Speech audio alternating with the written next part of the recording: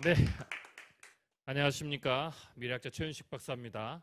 오늘 저희들이 이 챗GPT 요새 생성형 인공지능이 굉장히 큰 바람을 일으키고 있는데 이 생성형 인공지능을 가지고 우리 교회 뭐 크게는 목회사역 전반 그리고 또 조금 더 좁히면 교회 교육에서 뭐 이번에 여름 성경학교 준비도 하셔야 되고 청소년 수련회도 준비하셔야 되는데 이때에 이 인공지능 기술을 가지고 훨씬 더 효과적으로 이런 사역들을 준비하고 또 진행해 나가는 그런 것과 관련된 구체적이고 실제적인 기술들을 선보이고 또 강의해 드리는 시간을 갖도록 하겠습니다.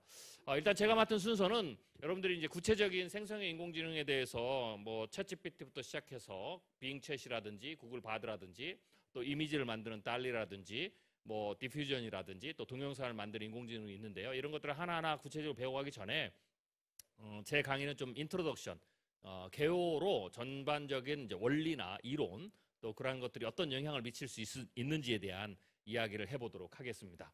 뭐 굳이 타이틀을 잡자면 생성형 인공지능, 목회를 바꿀, 사역을 바꿀 강력한 무기가 될 수 있다라는 제목입니다. 챗GPT 생성형 인공지능이 지금 충격을 지금 만들고 있죠. 인공지능의 어떤 그 충격은 세 차례라고 보시면 되는데요. 첫 번째 충격은 1997년에 일어났습니다. IBM의 인공지능 딥블루라는 인공지능인데요. 이 IBM의 인공지능이 이제 구소련의 세계 최고의 체스 챔피언이었던 카스파로프하고 대결을 했죠. 이 장면은 여러분들 최근에 유행했던 재벌집 막내 아들이라는 그 시리즈에서 잠깐 에피소드로 등장하는 그런 사건이기도 합니다. 당연히 결과는 시합을 하기 전에는 카스파로프가 뭐 어떻게 내가 컴퓨터에 질 수 있겠느냐라고 했지만 결국은 컴퓨터가 카스파로프를 이긴 사건이었습니다. 두 번째 충격은 이제 우리 한국 분들한테 굉장히 익숙하죠. 알파고, 구글의 딥마인드사가 만든 이 알파고가 세계 최고의 바둑 기사인 우리나라의 이세돌과 대국을 했죠. 물론 이 대국이 시작하기 전에는 대부분의 사람들이 아무리 컴퓨터가 훈련을 많이 해도 인간을 이길 수 없다, 바둑에서도. 왜냐하면 바둑은 이 체스도 경우의 수가 굉장히 많지만 컴퓨터가 다 계산하기 불가능할 정도의 경우의 수가 많지만 바둑은 체스보다 훨씬 더 경우의 수가 많습니다. 바둑이 19 곱하기 19의 판을 가지고 있는데 이 경우의 수는 우주의 원자수보다 많다라고 보시면 됩니다. 그러니까 슈퍼컴퓨터가 계산이 불가능한 겁니다. 앞으로 양자 컴퓨터가 나와도 계산이 불가능할 정도인데 그러니까 컴퓨터가 사실 인간을 이긴다는 것은 불가능하다라고 생각이 됐어요. 실제로 이세돌 기사도 처음에 이게 대국을 시작하기 전에는 뭐 자기가 질 것이라고 생각을 못했죠. 그렇지만 결과는 우리가 잘 아는 대로 알파고의 완승으로, 물론 이제 한 번은 이세돌 기사가 이겼죠. 근데 그거는 여러분이 잘 아시듯이 컴퓨터에 이제 버그가 있어서 거둔 승리죠. 그래서 제가 이제 그 승리를 거뒀을 때 이렇게 평가를 했는데 이세돌 기사가 알파고를 이긴 것은 인류 역사상 전무후무하게 유일하게 인간이 컴퓨터를 이긴 사례로 기록될 것이다 라고 됐고요. 실제로 알파고가 그 뒤에 버그를 수정한 이후에 그 당시에 이세돌 기사와 쌍벽을 이뤘던 중국의 바둑 1위를 차지하고 있는 커제하고 붙었는데 완승을 했죠. 자, 물론 이제 알파고 이전에도 우리는 잘 모르지만 이미 인간을 이기는 인공지능을 출현을 알린 사건들이 많이 있었습니다. 1959년에 IBM의 아서 사무엘이 게임을 하면서 스스로 학습하는 체커 보드 게임이라는 인공지능, 그 이제 인공지능을 개발했고요. 그리고 1992년에 그 지금으로 보면 이제 딥러닝을 과 같은 건데요. 그 기술을 활용해서 그 다음에 이제 그때 TD 개몬이라는 인공지능을 만들었습니다. 그래서 백개몬이라는 게임을 인간을 이기는 그런 결과도 만들어 냈죠. 자, 이게 이제 바로 그때 사용됐던 알고리즘이고, 그리고 이 백개몬이라는 그 게임입니다. 이것을 이제 컴퓨터가 인간을 이겼고요. 이건 그때 사용됐던 뭐 로직입니다. 뭐 여러분들이 다 아실 필요는 없고요. 네. 그 이후에도 1994년에 체커 게임에서 이겼고, 체스, 뭐 오셀로라든지 스크래블이라든지 브릿지라든지 포커, 이런 우리가 주로 잘 알고 있는 한국 사람들은 익숙하지 않지만 서양 사람들이 주로 즐기는 그런 게임에서 속속들이 인간을 이기는 컴퓨터가 인공지능 인간을 이기는 사례들이 계속 출연했고요. 우리들은 이제 이 알파고 사건을 통해서 컴퓨터에게 그러니까 컴퓨터가 인간을 이기는 그런 사건들을 접했죠. 자, 그런데 이제 이것까지는 특별한 어떤 특정 분야에서 인공지능이 사람을 이기는 뭐 그런 사례였습니다. 그래서 우리가 사용하는 이 보편적인 영역에서는 여러분이 뭐 하는 뭐 직업이라든지 혹은 여러분이 하시고 계신 일 뭐 이런 부분에서는 사실 인공지능이 인간을 넘어서는 그런 미래가 오는 것은 아주 먼 미래다라고 보통 많은 사람들이 생각을 했죠. 그런데 이 세 번째 충격이 시작됐습니다. 그게 바로 여러분들이 알고 계시는 이제 챗GPT가 등장을 하는 거죠. 챗GPT는 2022년 작년 11월 30일에 등장을 했습니다.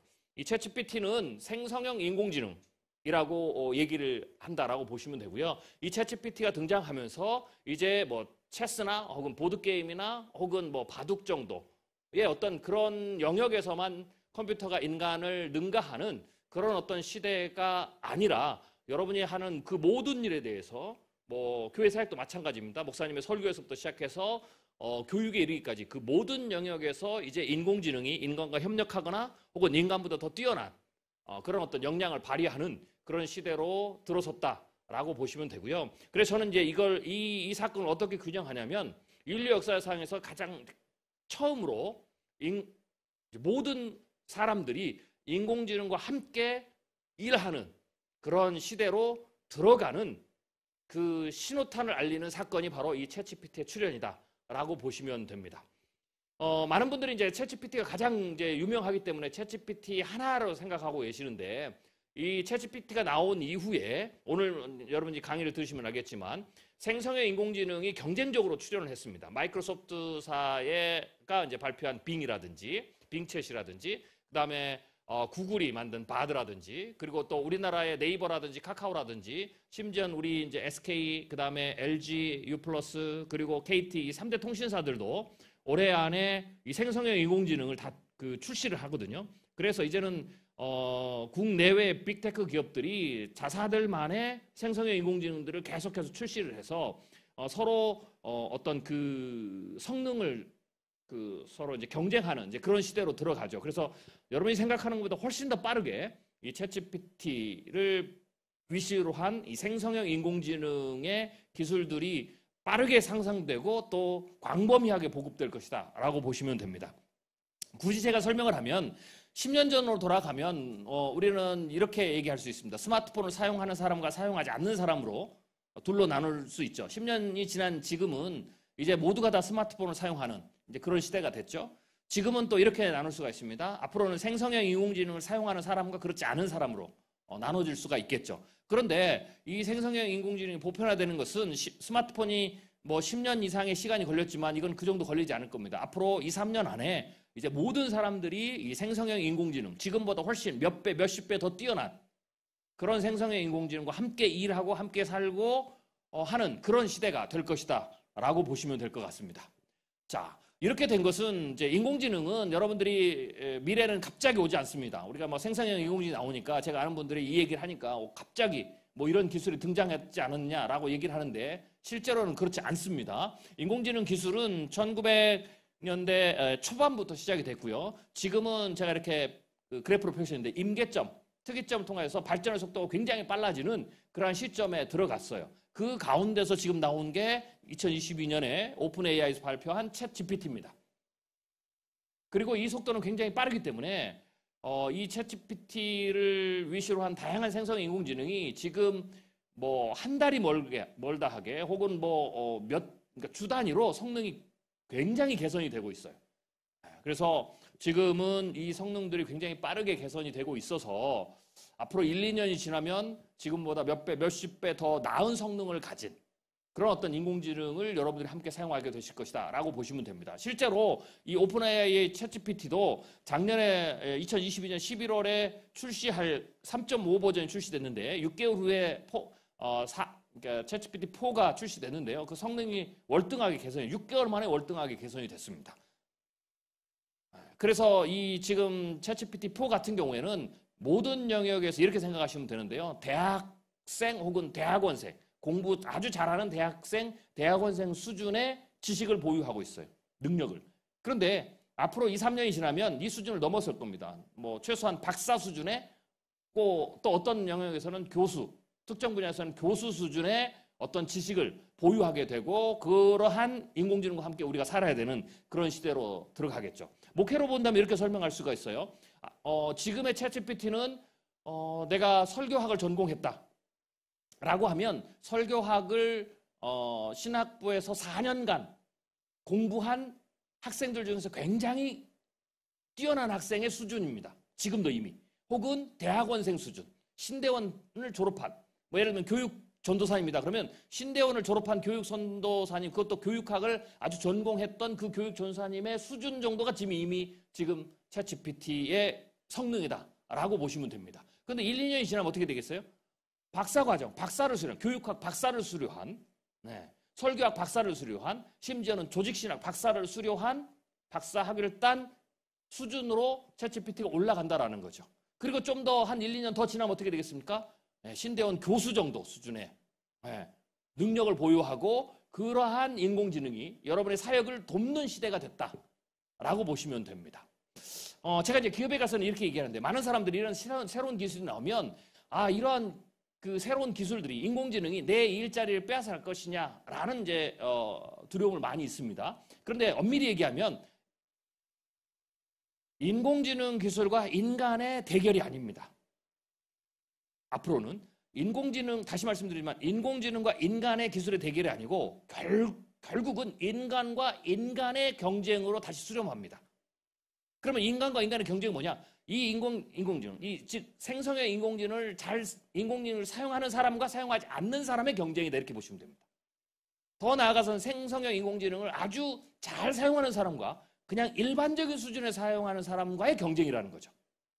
그래서 결국은 기술과 인간의 경쟁이라고 생각하시면 안 됩니다.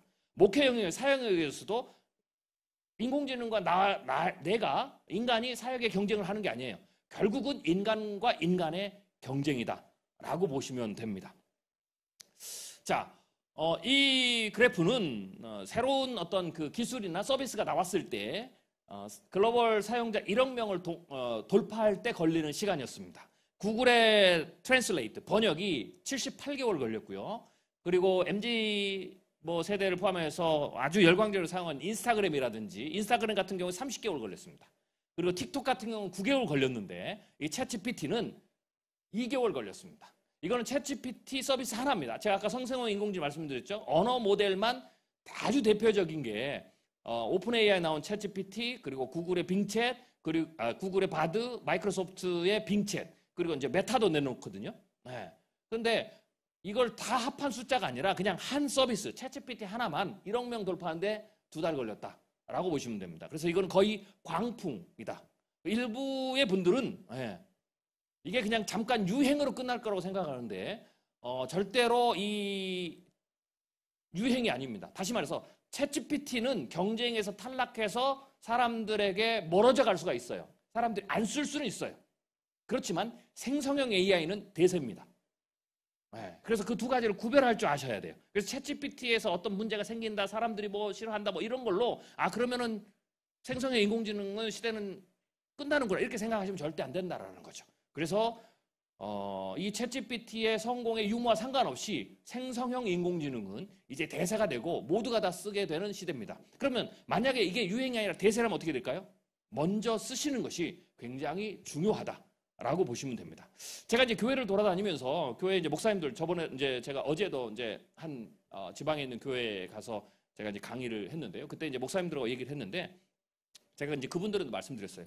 도대체 이 생성형 AI를 쓰면 뭐가 좋습니까? 제가 한마디로 얘기를 하면요. 목회의 효율성이 굉장히 높아집니다.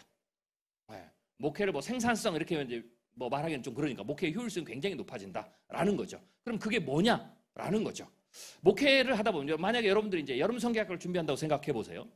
혹은 청소년 여름 수련을 준비한다고 생각해 보세요. 그러면 그 수련을 준비하는 모든 과정 중에서 모든 게 다 본질적인 건 아닙니다. 아주 본질적이고 핵심적인 게 있어요.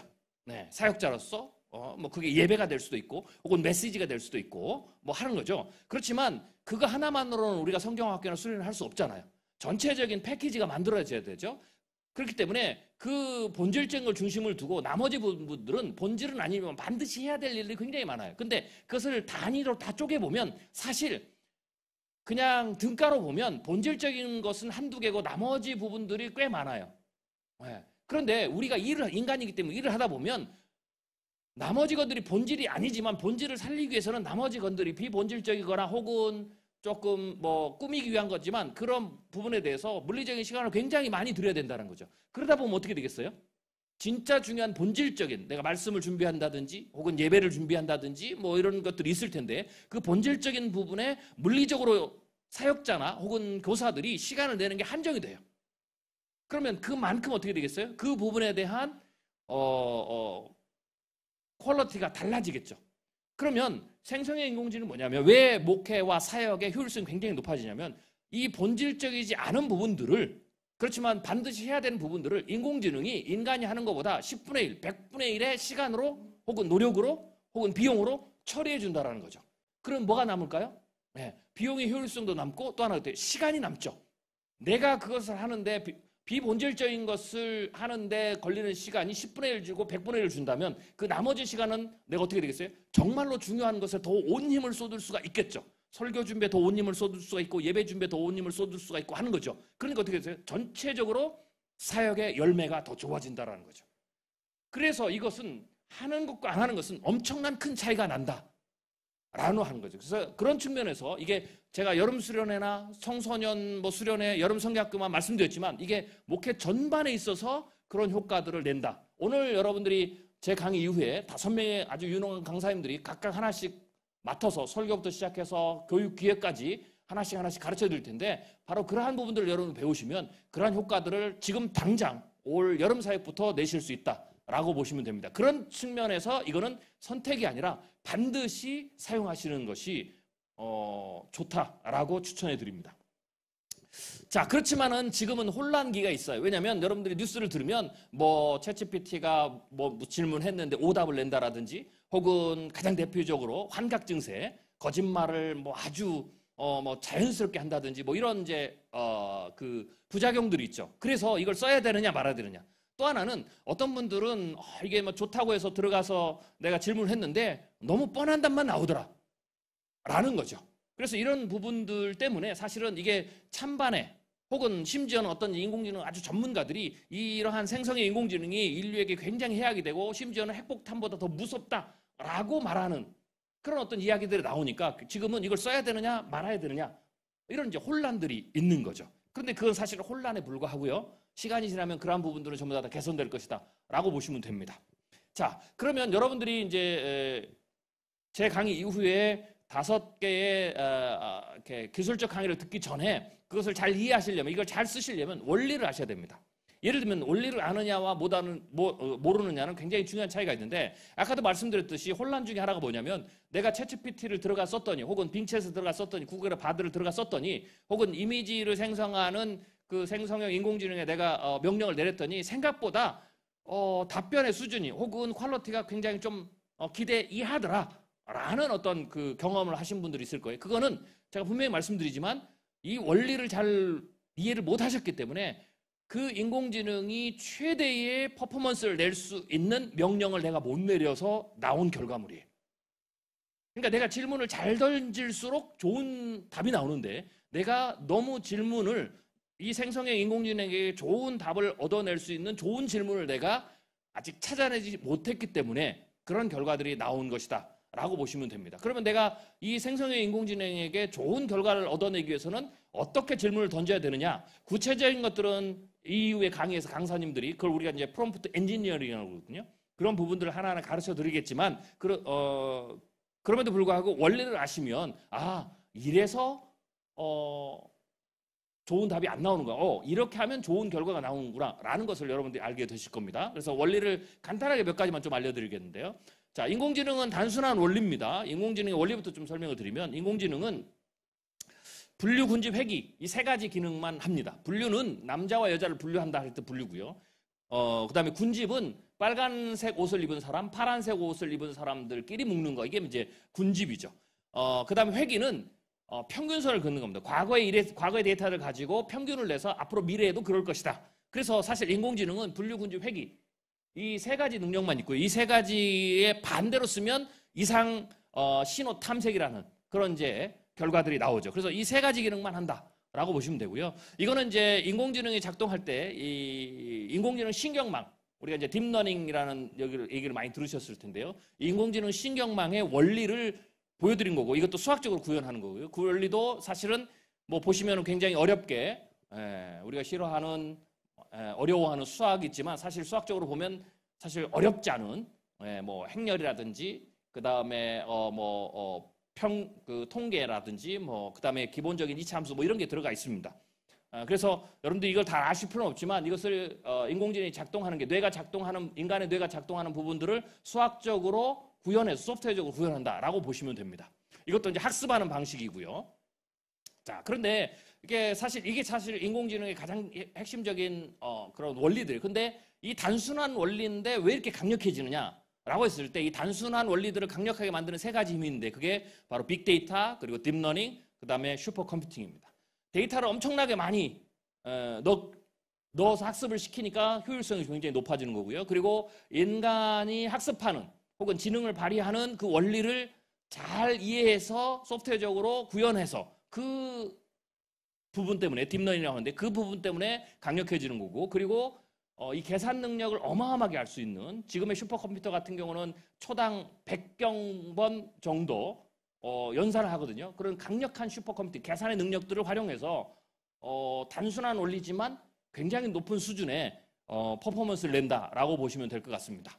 자, 이 부분들은 이제 딥러닝 그다음에에 관한 이론들인데 이제 이거는 이제 인간의 뇌에 대해서 좀 설명을 드리는 건데요. 인공지능이 이제 인간처럼 학습을 하는 건데 이제 이건 심피질부터 거꾸로 뉴런까지 내려오시면 보시면 되는데요. 저쪽에 있는 게 이제 심피질인데 인간의 심피질은 피질 기둥이라는 것에 50만 개 피질 기둥으로 되어 있습니다. 그리고 그 피질 기둥 하나에는 100개의 뉴런으로 된 패턴 인식기가 있죠. 그 패턴 인식기는 다시 100개의 뉴런이 만들어져 있습니다. 그리고는 이 심피질이 각각의 층으로 되어 있는데 그 층 안에 이거는 이제 그 층을 쌓아놓은 거고요. 그 층 안에 이렇게 피질 기둥으로 되어 있는데 인공신경망은 그것을 수학적으로 그대로 이제 복원한 건데요. 자, 그 안에 보면 그 층에다가 정보가 들어오면 그것을 다 분류를 해서 쌓습니다. 이제 가장 밑단이 that or nothing. 그리고 나서 뭐 점, 선, 면 이렇게 올라가는 거죠. 그리고는 뭐 예를 들면 지금 애플과 피어가 있는데 이 두 단어를 구별할 때 공통적으로 있는 거 그리고 두 단어가 결정적으로 차이가 날 때 중요한 특징들이 있어요. 그 특징의 신호가 나오면은 이건 애플이고 이건 피어다. 뭐 이런 식으로 아주 효율적으로 정보를 처리하는 시스템을 가지고 있습니다. 이 부분이 딥러닝에도 그대로 적용이 됐다라고 보시면 됩니다. 제가 이제 이거는 챗GPT에게 너는 어떻게 학습했냐라고 제가 물어봤어요. 그랬더니 지금 제가 설명한 대로 그대로 자기가 학습하고 그대로 답을 한다라고 이제 대답을 한 겁니다. 자, 그리고 이거는 이제 인공지능을 학습시키는 방식이죠. 그래서 지도학습, 비지도학습, 그다음 강화학습이라는 거고요. 자, 그래서 뭐 사실 학습도 보면 그다지 좀 뭐 이렇게 복잡한 건 아니에요. 그런데 아까 말씀드렸듯이 단순한 원리지만 빅데이터가 들어가고 딥러닝이랑 인간의 뇌의 학습 기능을 최대한 복원해서 하는 그런 구조 자체가 계속 발전을 하고 그리고 슈퍼컴퓨팅 능력이 있기 때문에 점점점 시간이 갈수록 인공지능의 성능이 굉장히 좋아진다라고 보시면 됩니다. 그래서 이제 인공지능의 그 성능이 지금 그 기술 자체가 우리의 모든 영역에 쓰일 수 있도록 지금 수준이 올라왔어요. 그런데 더 중요한 혁신은 뭐냐면 저는 이제 이 부분이 더 중요한 혁신이라고 봅니다. 인공지능 기술 자체도 굉장히 높은 수준으로 올라왔지만 이 기술을 사용하는 인간이 어떻게 사용하느냐에 따라서 앞으로 더 놀라운 혁신들이 일어난다. 자, 그러면 여러분들 이런 거죠. 여러분들이 이 방송을 보고 계시는 여러분들이 오늘 이 강의를 듣고 5편의 기술적 강의를 들으신 이후에 이것을 어떻게 사용하는지를 이제 배우신단 말이죠. 그리고 나서 여러분들이 각자의 사역 현장에서 어떻게 사용하느냐에 따라서 더 놀라운 일들이 벌어져요. 저희도 지금 이것을 이제 여러분들이 가르쳐 드리기 위해서 연구를 많이 했는데 우리 강사들이 한 3, 4개월 정도 이제 이 부분을 연구를 했는데요. 제가 그냥 느낀 건 이거예요. 이 생성형 인공지능이 할 수 있는 그 일이 잠재력이 100이라면 지금까지 우리가 찾아낸 사회계 현장에서 사용할 수 있는 그것을 찾아낸 것은 10%도 안 됐다. 10%도 많을 거예요. 한번 1, 2%밖에 안 된다. 아직도 무한하다는 거죠. 그러니까 이 부분을 앞으로 사용하는 여러분들이 어떻게 사용하느냐에 따라서 더 혁신적인 일들이, 사역의 혁신적인 일들이 일어날 수 있다라고 생각이 됩니다. 자, 네, 이건 좀 넘어가고요. 자, 이거는 이제 인공지능 사용 강화학습인데, 제가 이건 넘어가도록 하겠습니다. 자, 지금 이제 여러분들이 이제 첫 번째 생성 인공지능에서 가장 먼저 접하는 게 언어 모델입니다. 그러니까 챗GPT라든지 빙챗이라든지 그리고 구글의 바드, 이것은 언어 모델이에요. 언어 모델. 그러니까 언어를 생성한다. 생성형 인공지능은 언어를, 말을 생성하는 게 있고요. 두 번째로는 이미지, 그림을 생성하는 게 있고, 세 번째는 영상을 생성하는 게 있고, 그래서 각각이 다 다릅니다. 네, 각각이 다 달라요. 어떤 분들은 챗GPT 하나가 말도 생성하고 이미지도 생성하고 영상도 생성하고 뭐 이렇게 생각하시는데 그건 아니고요. 각각의 그 생성하는, 말을 생성하고 이미지를 생성하고 동영상을 생성하고 하는 것들이 다 다르다. 일단 그렇게 알고 계시고요. 그리고 또 말을 생성하는 인공지능 중에서도 그것을 제공하는 회사마다 각각 달라요. 오픈 AI도 자기 나름대로의 모델을 그 소개하고, 그게 챗GPT고, 마이크로소프트사가 만든 것은 빙챗이라는 그런 어떤 생성형 AI, 말을 생성하는 AI고요. 구글 같은 경우는 바드라는 브랜드로 말을 생성하는 AI가 있어요. 네이버도 마찬가지고 카카오도 마찬가지고 다 이제 그런 거죠. 그래서 각각의 다른 모델들이 있다. 그러니까 말을 생성하는 모델이 각각 다르게 있다라는 거 그렇게 생각하시면 되고요. 그렇지만 각각 다 다른 게 서로가 경쟁을 해야 되기 때문에 각 회사마다 똑같이 말을 생성하는 인공지능이지만 장점들이 다 달라요. 그래서 여러분들이 이제 앞으로는 어떻게 되냐면 하나만 쓰는 것이 아니라 여러 개를 도구처럼 생각하시면서 이 A라는 일에는 챗GPT를 쓰는 게 유익하고, B라는 사역에는 뭐 구글의 바드를 쓰는 게 유익하고, 뭐 이런 것들 여러분들이 노하우를 찾아내셔야 됩니다. 참고로 구글의 바드 같은 경우에는, 그러니까 챗GPT는 저희가 써보면 스토리라인을 형성하거나 뭐 개념을 설명하거나 어떤 뭐 기획을 하거나 이런 부분에서는 이 챗GPT, 오픈 AI가 만든 이 챗GPT가 굉장히 그 강력하고 다른 것보다 낫고요. 뭔가 추론을 하거나 분석을 하거나 뭐 이런 것은 또 구글의 바드가 또 낫습니다. 이런 것처럼 각각의 차이점들을 잘 여러분들이 구별하셔서 여러분의 사역에 맞게 잘 쓰셔야 된다라고 생각하시면 됩니다.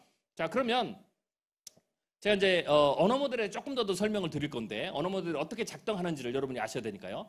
1980년대, 90년대까지는 이 언어 모델이, 인공지능이 언어를 생성할 때 이 통계 기반으로 했어요. 그런데 2017년에 트랜스포머라는 논문이 나오면서 드디어 지금 여러분들이 이렇게 알게 되시는 이 생성형 인공지능이 나옵니다. 생성형 인공지능은 여러분들이 이제 많은 분들이 이제 오해하시면 안 됩니다. 이 생성형 인공지능을 이 검색 엔진으로 생각하시는 분이 있어요. 이건 검색 엔진이 아닙니다. 다시 말하면 무언가를 생성하는 알고리즘이에요. 그러니까 제너러티브 알고리즘이에요. 검색은 서치 알고리즘이죠. 그러니까 이 두 개는 완전히 다른 거예요. 그래서 이걸 검색 엔진처럼 기대하고 물어보셔서 답을 냈는데 틀린다, 정확하게 뭐 안 나온다라고 하시면 안 돼. 이게 알고리즘 자체가 다른 거니까. 또 이거는 백과사전이 아니에요. 그래서 정확하게 우리가 백과사전을 찾아서 보듯이 거기 들어가면 정확하게 토시도 하나도 안 틀리고 나오는 그런 게 아닙니다. 이게 생성형 인공지능 이렇게 생각하시면 됩니다. 생성형 알고리즘에 가장 근접한 게 인간이라고 보시면 돼요.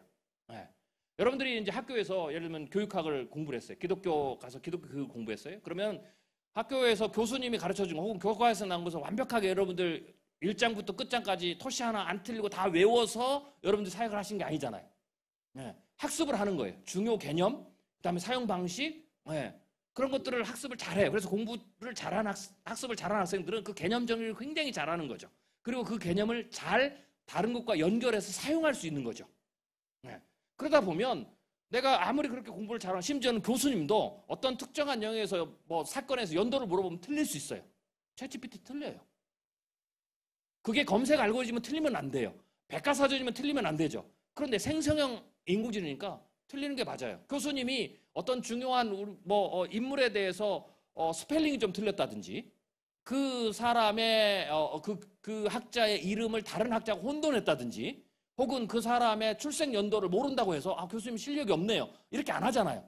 우리는 교수님한테 기대하는 게 그게 아니거든요. 생성형 인공지능도 마찬가지입니다. 그래서 그렇게 보면 여러분들이 생성형 인공지능이 뭔가를 물어봤을 때 좀 틀린다든지 이런 것들은 사실 부차적인 문제예요. 네. 자, 이걸 알아야 돼요. 그러면 생성형 인공지능 여러분이 사용하려면 어떻게 되냐면 간단해요. 아주 그냥 공부를 잘한 학생, 석사 수준의 학생이 있어요. 그러면 나는 그걸 나는 설교학을 전공하지 않았어요. 나는 기독교 교육학을 전공하지 않았어요. 나는 기독교 상담을 전공하지 않았어요. 그러면 내가 뭔가 상담에 대해 슈퍼바이저를 받을 때는 어떻게 되겠어요? 전문가를 불러다가 내가 학생들을 이번에 수련회 때 하기 전에 학생을 성경학 때 상담을 해야 되는데 내가 어떻게 됩니까? 물어보잖아요. 이렇게 사용하시는 거예요. 그러면 그 슈퍼바이저가 이런 단계로 하고 이런 아이들은 이런 특성이 있으니까 이렇게 얘기하고 정확하게 생성형 인공지능은 그렇게 답을 해줘요. 그러면 그 인사이트를 얻어서 내가 어떻게 되겠어요? 상담도 하고 수련회 준비도 하고 그러겠죠. 만약에 내가 여름 성경 기획을 해요? 그럼 우리는 어떻게 합니까? 네, 두 가지 방법을 해요. 하나는 유명한 교회를 찾아다녀요. 그래서 거기에서 했던 자료를 가져와요. 이게 생성형 AI가 여러분들이 해주는 거예요. 네, 생성형 AI는 그러한 것들을 기획서를 전부 다 공부를 했기 때문에 어떤 특정한 주제를 주면 과거에 했던 것들을 마치 내가 큰 교회에 가서 그 했던 자료를 가져오듯이 알려주는 거예요. 그럼 여러분들이 그 자료를 수집해서 내가 그걸 보고 내가 아이디어를 차용해서 기획을 만들죠. 똑같이 하는 거예요. 혹은 기획 전문가가 있어요. 강사예요. 네. 수련을 엄청나게 많이 했어요. 경험이 풍부해요. 이런저런 기획들을 다 해봤어요. 그분을 모셔오는 거예요. 그래서 그분한테 물어보는 거죠. 이번 주제가 이건데 뭘 해야 되겠습니까? 액티비티는 뭘 해야 되겠습니까? 라고 물어보면 우리가 좋은 인사이트를 얻죠. 생성형 인공지능은 바로 정확하게 이렇게 작동을 합니다. 그래서 여러분들 이렇게 사용을 하셔야만이 생성형 인공지능은 효과적이다라는 거죠. 그게 바로 이 트랜스포머라는 모델부터 나왔다라고 보시면 되겠습니다. 자, 이거는 이제 특별히 이제 어텐션을 올린데 이게 왜 지금처럼 되냐면 과거에는 통계 모델로 가서 이걸 못했는데 인간이 뭐 이런 거죠. 자, 제가 이제 여러분들이 지금까지 강의를 쭉 들으셨는데 인간의 뇌는 기본적으로 제가 강의 시작부터 지금까지 강의한 내용을 여러분들이 토시 하나 틀리지 않고 그대로 강의할 수 없습니다. 더 중요한 것은 저도 제가 지금 처음 시작부터 지금까지 강의한 것을 다시 강의하라 그러면 정확하게 똑같이 강의를 못합니다. 네. 그렇지만 여러분들이 제가 강의한 것 중에서 여러분 나름대로 굉장히 중요한 포인트들은 기억하고 계시죠. 그래서 그게 이제 맥락이죠. 그 맥락을 기억하고 계시면서 제가 새로 얘기하는 것들을 계속 연결시켜서 얘기를 하죠. 질문도 그렇게 하고. 제가 만약에 이 강의를 다시 한다 그러면 저도 역시 그 맥락만 기억해서 다시 하는 겁니다. 마찬가지로 그런 거죠. 인간은 그렇게 작동을 하는 데가 인공지능은 그렇게 작동시킨 거예요. 그게 어텐션 모델입니다. 그래서 이 생성형 인공지능 여러분 쓰시면 앞에서 내가 이야기한 내용들을 그대로 다 기억을 하고 있어요. 네. 그렇기 때문에 그 내용 안에서 여러분들이 계속해서 연속해서 답을 내줍니다. 그런데 이렇게 하다가 갑자기 다른 질문을 하면 어떻게 되겠어요? 생뚱맞는 거죠. 우리 인간도 생뚱맞다고 그러거든요. 그래서 잘못된 대답을 할 수 있어요. 맥락에서 어긋날 수 있죠. 생성형은 정확하게 그렇게 작동을 합니다. 그래서 역시 여러분들이 이 원리가 그렇게 되기 때문에 생성형 인공지능을 쓰실 때는 바로 그런 식으로 쓰세요. 그래서 다른 주제로 간다 그러면 어떻게 됐어요? 다른 창을 띄워서 거기서 다시 시작을 하는 거죠. 네. 자, 그게 정확하게 그런 원리 때문에 그렇다라고 보시면 됩니다. 이건 작동하는 거고요. 좀 더 들어가면 인코더와 디코더가 있는데 트랜스포머 모델은 GPT는 이 디코더 부분만 가지고 언어 모델을 만든 걸 GPT 언어 모델이라고 그러고요. 그 다음에 이 인코더 부분을 가지고 언어 모델을 만든 것을 버트 언어 모델이라고 합니다. 구글의 바드는 두 가지를 다 쓰고 있고요. 그 다음에 오픈AI의 챗GPT는 이쪽에 디코더 쪽에 GPT 언어 모델을 가지고 사용한다라고 보시면 됩니다. 그리고 여러분들이 이제 상식적으로 알아두면 좋은데 오픈AI가 만든 챗GPT나 그 다음에 빙챗이나 혹은 구글의 바드나 이런 것들을 보통 이제 파운데이션 모델이라고 그래요. 가장 기본이죠. 이건 이제 빅테크들이 만드는 거예요. 엄청난 학습량을 시켜서 알고리즘 만들고 그리고 파라미터를 막 늘리고 계속해서 유지해서 그러면 이제 그 빅테크들 간의 경쟁이고 이것을 가져다가 다른 회사들은 그것과 연계해서 이제 만듭니다. 그래서 이제 그런 어떤 역할들이 좀 다르다라고 보시면 되고요. 그렇게 해서 가장 기초적인 근본적인 것을 제공한 것을 파운데이션 모델이다라고 보시면 됩니다. 자, 뭐 초거대 인공지능의 이야기도 나오죠. 예, 이거는 이제 초거대 인공지능이라는 것은 하이퍼스케일 AI라고 그러는데 이게 이제 챗GPT가 거기에 속하는 겁니다. 구글의 바드도 거기에 속하는 거고 이건 이제 뭐라고 그러냐면 파라미터에 계속 거대한 인공지능을 초거대 인공지능이라고 그래요. 이 파라미터는 인간의 뇌로 보면 시냅스와 같습니다. 인간이 정보를 기억할 때, 저장할 때 이 시냅스에 저장을 하거든요. 그래서 이 시냅스의 연결도가 복잡하고 그 규모가 크고 이러면 어떻게 돼요? 정보를 더 많이 저장하니까 지능이 높고 학습 능력이 뛰어나다 그러죠. 그래서 인공지능도 똑같은 원리입니다. 그래서 이 파라미터를 아주 많이 늘릴수록 인공지능의 성능이 뛰어나죠. 네. 그래서 그럴 때에 우리가 이제 초거대 인공지능이다라고 이야기를 합니다. 그래서 여러분들 이것도 좀 상식적으로 좀 알아두시면 좋고요. 이거는 이제 사실 많은 사람들이 오픈 AI가 초거대 인공지능 GPT 부분에서 최고의 기술을 가지고 있다고 생각하는데 그렇지 않고요. 빅테크 간에 가장 강력한 기술을 가지고 있는 것은 구글입니다. 오픈 AI는 상업화를 먼저 했다, 선점했다라고 보시면 돼요. 그래서 구글이 가장 강력한 기술들을 가지고 있기 때문에 최고의 기술을 가지고 있기 때문에 구글이 바드를 출시했을 때 굉장히 빠른 속도로 이제 추격했다라고 보시면 됩니다. 어쩌든지 간에 자 중요한 건 이겁니다. 제가 지금까지 원리를 말씀드렸는데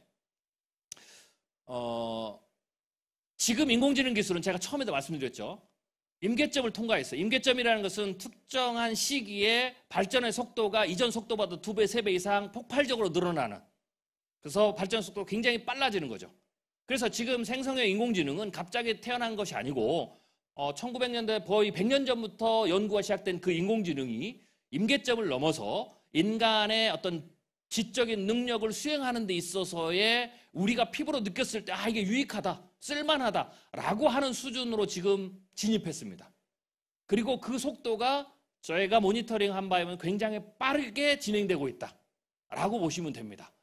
그렇기 때문에 앞으로는 지금 여러분들 오늘 방송을 보고 또 6개월 혹은 1년, 2년이 지나면 지금 방송을 보고 여러분들이 챗GPT를 저희가 가르쳐드리는 것을 배우고 하는 것보다 훨씬 더 뛰어난 능력의 생성의 인공지능이 계속 출현할 것이다 라고 생각을 하시면 될 것 같습니다.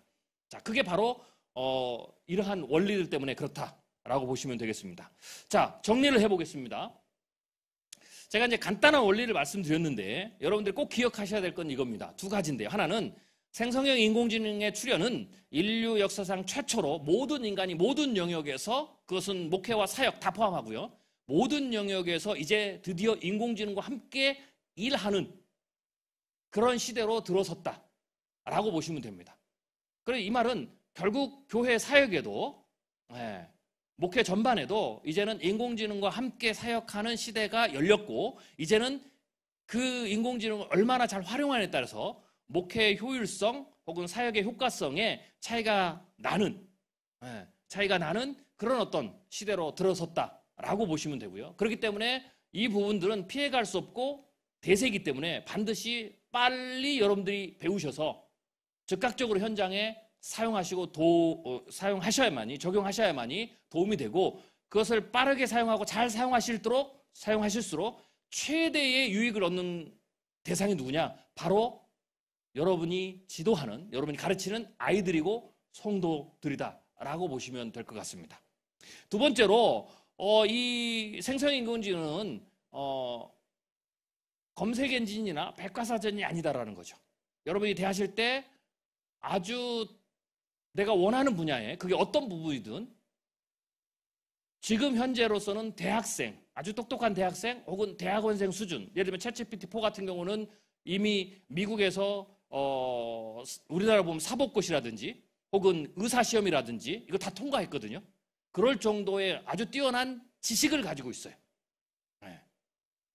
뭐 구글에서 이번에 이제 퇴사하셨지만 이 딥러닝의 그 아버지라고 하는 힌튼 교수가 뭐라고 그랬냐면 지금의 생성형 인공지능이 왜 이렇게 문학이나 이런 데 수려하게 말을 잘하냐 그 이유를 가르쳐 얘기를 했어요. 그 비법을. 그게 뭐냐면 셰익스피어를 포함해서 인류상에 존재하는 모든 소설을 다 공부했기 때문에 그러니까 그 정도로 지금 학습을 하고 이제 나왔던 거죠.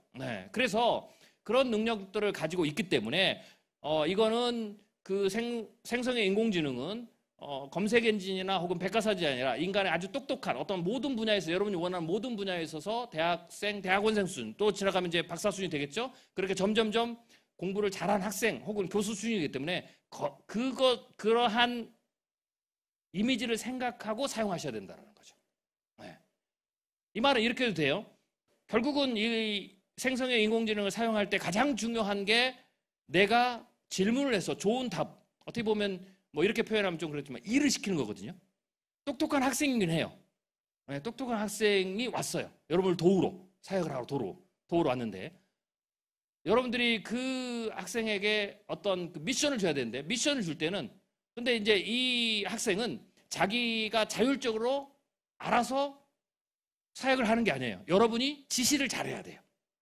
여러분이 어떻게 지시를 내리냐에 따라서 그대로 움직이는 거예요. 지시를 잘 내리면 일을 잘하고 지시를 잘 못 내리면 일을 잘 못하는 그런 학생이다. 혹은 그런 어시스턴트다 라고 생각을 하셔야 돼요. 그러면 그 지시를 내리는 게 뭐냐? 그것이 바로 질문을 하는 거고요. 여기에 생성AI에서 그것을 프롬프트 엔지니어링이라고 합니다. 그래서 이 프롬프트 엔지니어링을 잘 할수록 여러분들이 생성의 인공지능을 잘 쓸 수 있다. 만약에 내가 썼는데 별로 얘가 효과가 없다 그러면 여러분들이 프롬프트 엔지니어링이 아주 기초적인 수준에 불과했다. 내가 명령을 잘못 내렸다. 뭐 이렇게 생각하시면 될 것 같습니다. 네, 제가 이제 기본적인 인트로덕션 이렇게 마무리를 하고요. 자, 이제부터는 이제 궁금하시겠죠? 구체적으로 여러분 사역에 있어서 교육 기획도 그렇고 교육 행정도 그렇고 그리고 설교도 그렇고 뭐 기독교 상담도 그렇고 여러 가지 영역에서 우리 이제 전문적인 우리 강사 목사님들께서 하나하나 구체적으로 기술들을 가르쳐 드리면서 여러분이 지금 당장 올 여름 사역부터 바로 쓰실 수 있도록 도움을 드리도록 하겠습니다. 꼭 마지막 강의까지 여러분들이 다 참여하셔서 좋은 도움을 받으시기를 바라겠습니다. 감사합니다.